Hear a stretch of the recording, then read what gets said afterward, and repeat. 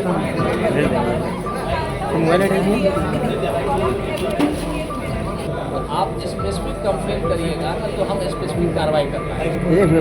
कौन से थाने पे? आप गए कौन सा थाना में गए? झारखंड पुलिस महानिदेशक के निर्देश पर बुधवार को पूरे राज्य सहित जमशेदपुर में भी जन शिकायत समाधान कार्यक्रम का आयोजन किया गया, जिसमें छोटा नागपुर रेंज के आईजी अखिलेश कुमार झा ने शिरकत की। इस मौके पर सभी थानों की ओर से स्टॉल लगाकर लोगों की समस्याएं सुनी गई और उनके समाधान की दिशा में पहल करने का आश्वासन भी दिया गया।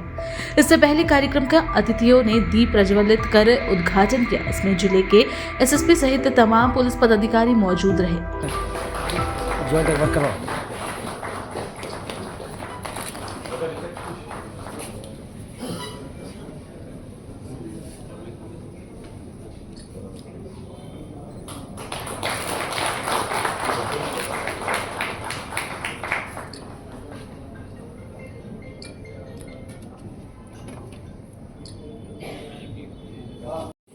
पूरे राज्य में एक तिथि को सभी जिले, पहली बार ये कार्यक्रम 20 सितंबर 2024 को किया गया था और आज की तिथि शिकायत समाधान कार्यक्रम के अवसर पर दक्षिणी छोटा नागपुर प्रक्षेत्र रांची के हम उनका स्वागत करते हैं। मैं निवेदन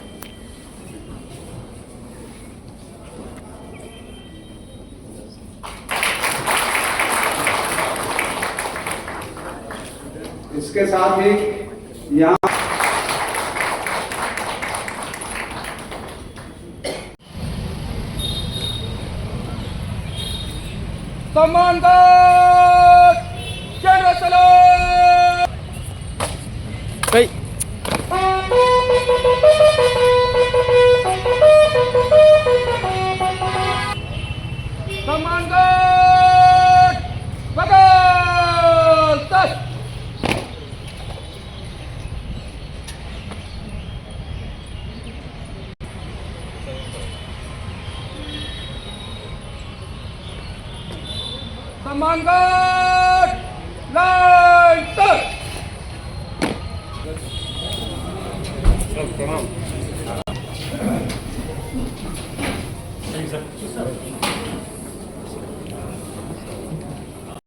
सर हम लोग पिछले 5 वर्षों से सर कई मंचों पे इस बात को उठाए सर, लेकिन कहीं से समाधान नहीं। इसका बना था सर, कोई दिक्कत नहीं है सर, उसको बनाया सर। पुलिस कर्मी के साथ साथ आम जनों को भी बहुत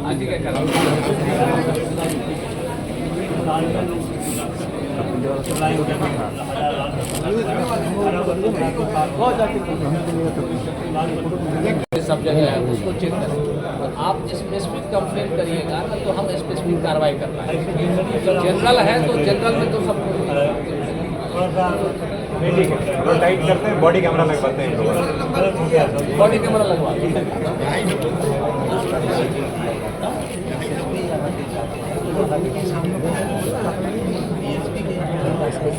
मेन मुद्दा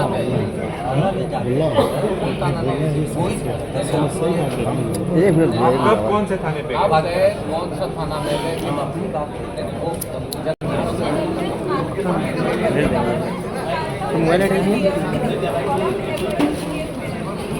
जो हम लोग का वीडियो खराब करता है ना, इतना पीछे तुम्हारे खड़ा होता है ना, कम से कम 25 बार ऊपर चढ़ के खड़ा होता है।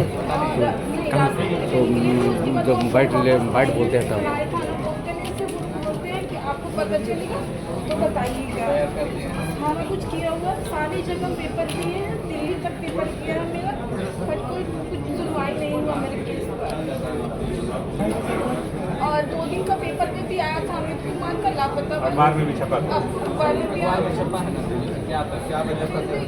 कुछ नहीं पता चल रहा, उनका फोन लोकेशन थाना वाला। आप ऐसा करिए मैडम, कल एक बार या तो अभी भी आ सकते हैं, 1 घंटे के बाद हम मिलेंगे, एक बार आइए, हम लोग एक बार स्टडी कर लेंगे क्या क्या चीज़ें उसमें।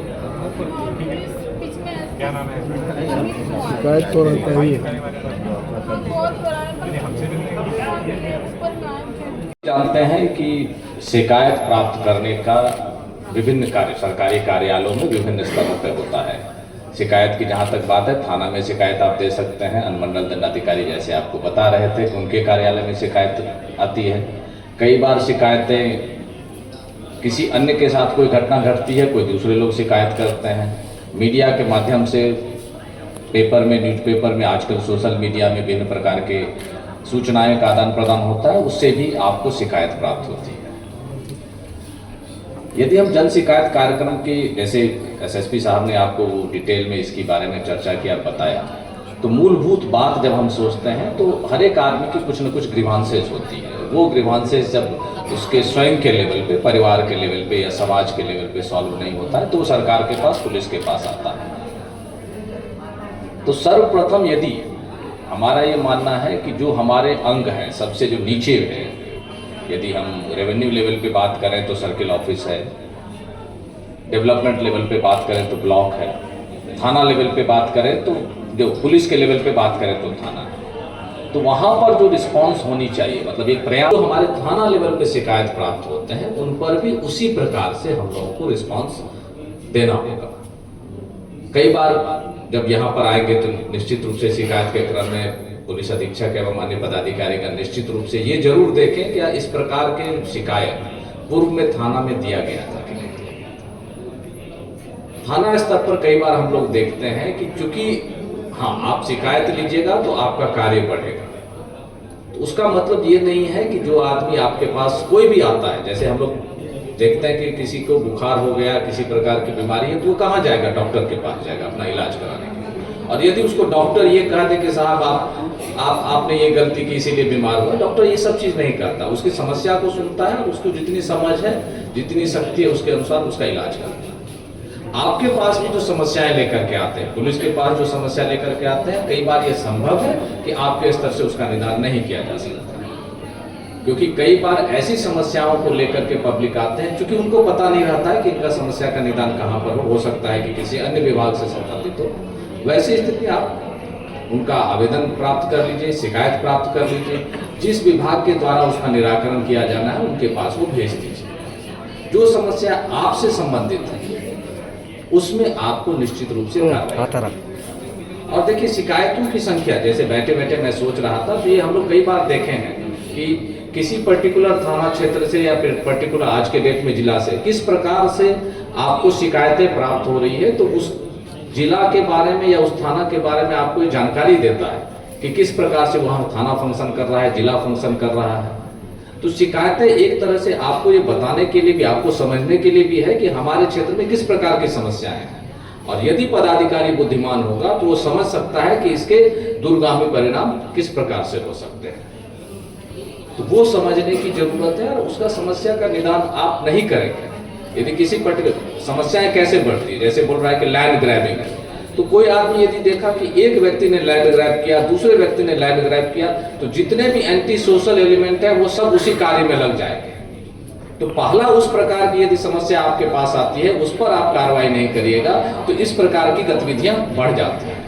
इंडिविजुअल लड़ाई की बात है, ठीक है, दो व्यक्ति आपस में अपने व्यक्तिगत कारणों से लड़ रहे हैं, तो वैसे उसका निराकरण किसी दूसरे तरीके से हो सकता है। लेकिन ऐसे समस्या है जिसका कहीं ना कहीं कम्युनिटी पे प्रभाव है, वो यही बताता है कि वो पर्टिकुलर जो एडमिनिस्ट्रेटिव यूनिट है वो किस प्रकार से कार्य कर रही है। इसमें आप लोग, झारखंड पुलिस का झारखंड ऑनलाइन एफआईआर सिस्टम है, क्योंकि अब हम लोग सब मानते हैं, अब जब हम कोई बैंकिंग करने के लिए, आप जैसे बता रहे थे साइबर फ्रॉड करने के लिए, तो अब साइबर फ्रॉड न्यू रियलिटी है, वो होगा। क्योंकि हम लोगों ने पढ़ा था कि पैसा जहां रहेगा वहीं पे आएगा चोरी करने के लिए, पॉकेट में रहेगा तो पॉकेट मार करेगा, घर में रहेगा तो घर में चोरी करेगा। अब सारे पैसे डिजिटाइज मोड में है, तो वहीं से चोरी होगी, तो सबको समझना होगा। तो अब लोगों से हम ये अपेक्षा कम करते हैं कि किस प्रकार से हमारे पास आकर के लोग शिकायत करें। आपके पास ऑनलाइन शिकायतें आने की व्यवस्था है, वो हमारे यहाँ झारखंड सरकार का अपना सिस्टम भी है जिसमें शिकायतें आप भेज सकते हैं। उन शिकायतों पर भी अब जो रिस्पॉन्सिव पुलिस की जब हम बात करते हैं, तो जो शिकायतें प्राप्त होती है उस शिकायतों पर हमने क्या कार्रवाई की, निश्चित रूप से आप जो कंप्लेनेंट है उनको बताया जाना चाहिए, ताकि देखिए कई बार ये संभव है कि हम कंप्लेनेंट को संतुष्ट नहीं कर सकते हैं। कंप्लेनेंट भी निश्चित रूप से यहाँ पे बहुत किस पे भी लेके जाने की बात है। थाना लेवल पे भी जो थाना प्रभारी होंगे, वरीय पदाधिकारीगण हैं, वो देखें कि जो कंप्लेन देने के लिए आता हो उसको लिबरली आप कंप्लेन रिसीव करिए, उसको मत ये देखिए कि तुम क्यों आया, कैसे आया, आपका काम बढ़ गया है।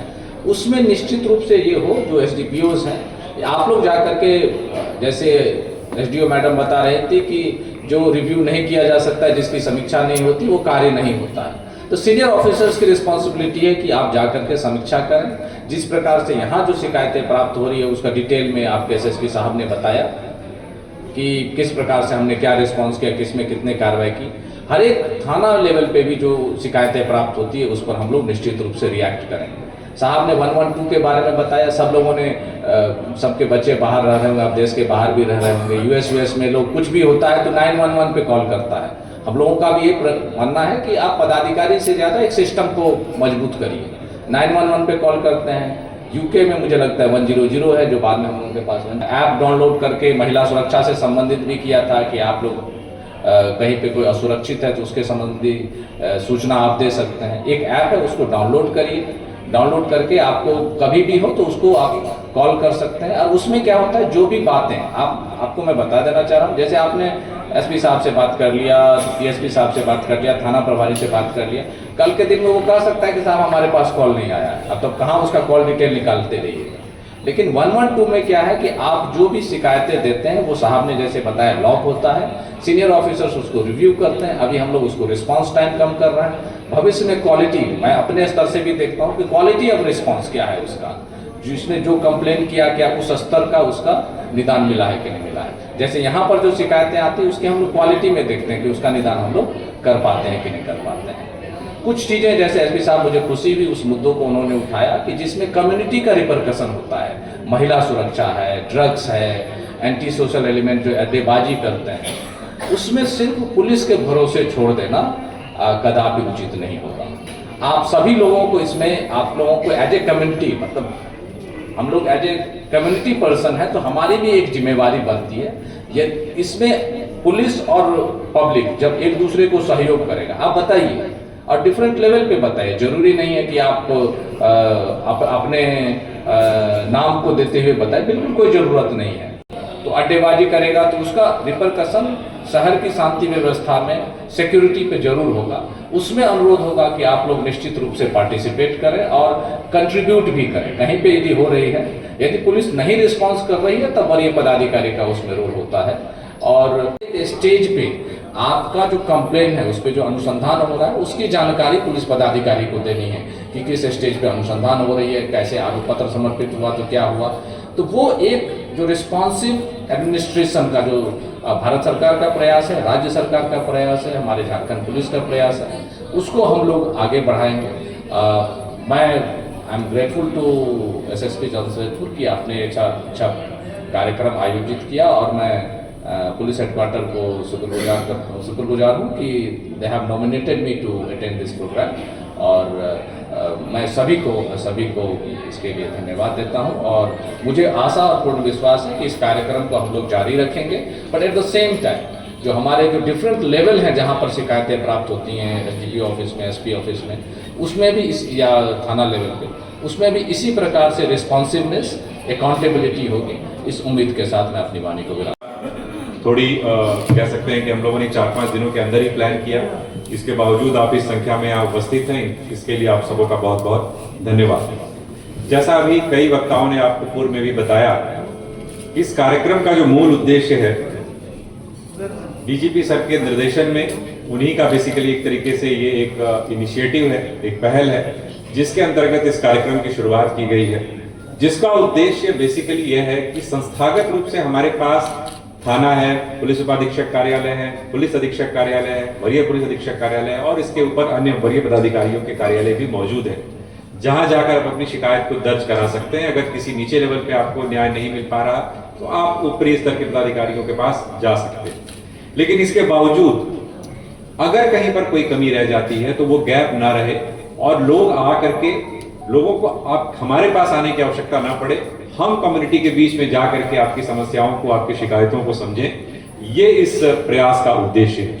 और अभी हम लोगों ने शहर के एक स्थान पर इसको किया है, लेकिन भविष्य की योजना यही है कि आने वाले समय में इसको और ज़्यादा हम लोग फ्रैगमेंटेड तरीके से, यानी कि अलग अलग जगहों पर करेंगे। 3-4 थानों को मिला करके, या कोई बड़ा थाना है तो हो सकता है उस थाने का ही एक दिन हम लोग विशेष तौर पे कर दें।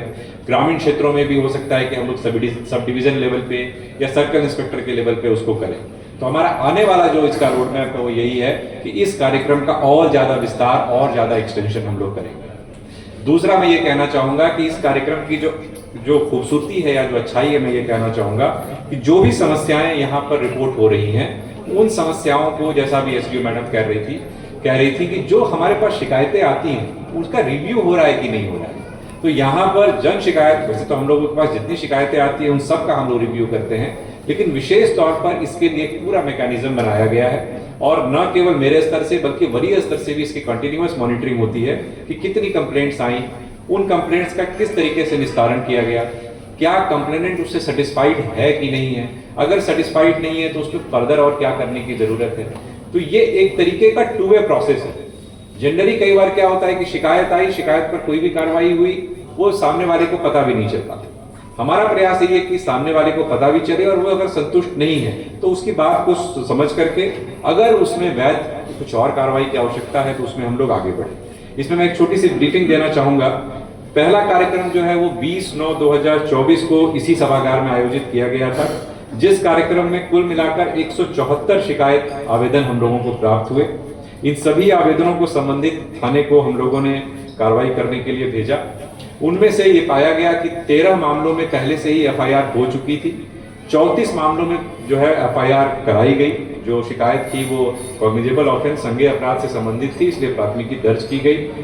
कुल मिला के ये पाया गया कि इनमें से 7 मामले ऐसे थे जो कि भूमि विवाद से संबंधित थे, तो संबंधित विभाग से उसको पत्राचार किया गया है और उसके भी निस्तारण का पूरा प्रयास जो है हम लोग कर रहे हैं। जैसा कि मेरे हस्बैंड राशन लेने के लिए निकले थे, परसों का पेपर में आया था प्रभात खबर में कि मेरे हस्बैंड मिसिंग है, और अब थाना में फ़ोन करते तो वो लोग रिसीव नहीं करते हैं, उल्टा मेरे को ब्लेम कर रहे हैं कि हम ही कुछ किए हैं। और दूसरा कि जब भी हम उनसे पूछेंगे कि कुछ पता चला तो वो उल्टा मेरे से पूछते हैं कि आप ही बताइए कुछ पता चला, तो वो वर्दी क्यों पहने हैं, मेरे को खोल के दे दे, हम ही पता कर लेते हैं ना कि क्या है नहीं है करके। अब यहाँ आए हैं तो शायद उम्मीद लग रहा है, सर बुलाए हैं ऑफिस पे, तो शायद कुछ उम्मीद लेके आए कि शायद वो लोग कुछ मेरा काम कर पाए। मिस्टर ये दिनेश प्रसाद जी हुए, इनका एक ही लड़का था और रोड एक्सीडेंट में 31/11/2023 को वो एक्सीडेंट हुआ और 2 तारीख को TMH में वो डेथ हो गया। 2 तारीख को जुगसलाई थाना में एफआईआर किया गया, एफआईआर संख्या 127/2023, और वो जुगसलाई थाना आज तक चार्जशीट का रिपोर्ट न्यायालय में नहीं भेज रहा है।